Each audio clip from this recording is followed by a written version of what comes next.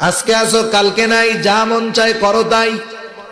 কিন্তু আমার আল্লাহ জানায় দেন, না গোলাম, না না, তোমাকে এই দুনিয়ায় পাঠানো হয়েছে যা মন চায় তা করার জন্য নয়, যা মনে চায় তা বলার জন্য নয়।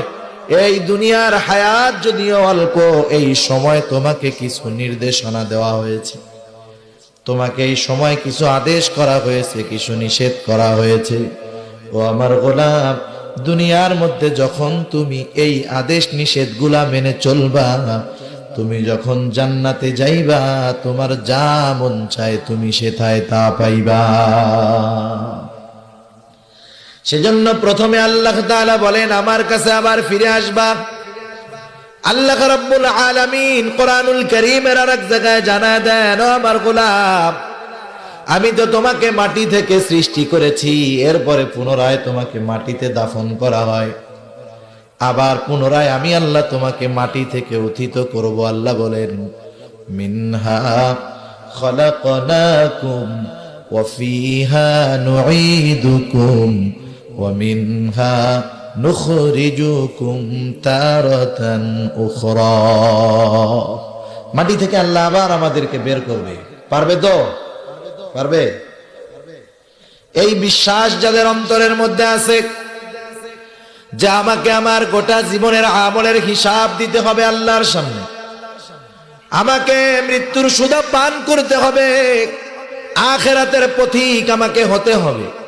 যেমন কোন মানুষ যখন চিন্তা করে আমি সিলেট থেকে চট্টগ্রামে যাব, সফর হলো 10 দিনের, বলেন তো কোন মানুষ কি এক শার্ট এক প্যান্টে এই সফরে যাবে নাকি? কমপক্ষে 5-7 দিন আগে থেকে সে প্রস্তুতি গ্রহণ করবে। সিলেটের থেকে আমি যাব সেই সুদূর কক্সবাজার, 15-20 দিন থাকবো, আমার 5-7টা ড্রেসের প্রয়োজন, কমপক্ষে টাকা পয়সার প্রয়োজন, আবার যাওয়ার জন্য এমন ব্যবস্থাপনা দরকার যাতে আরামে যাওয়া যায়। আমি আস্তে আস্তে আমার সফরের সকল সামানাগুলো সংগ্রহ করব। 10 দিনের সফর, 15 দিনের সফর, কত চিন্তা। কিন্তু পরকালের সফর কি 1-2 দিনের সফর নাকি? অনন্তকালের সফর।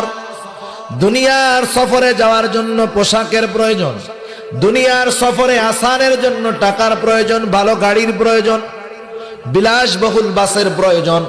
আমি আমার অবস্থার আলোকে পরিবহন নির্বাচন করে যত আরামে যাওয়া যায় সেই সফরে যাওয়ার চেষ্টা করি।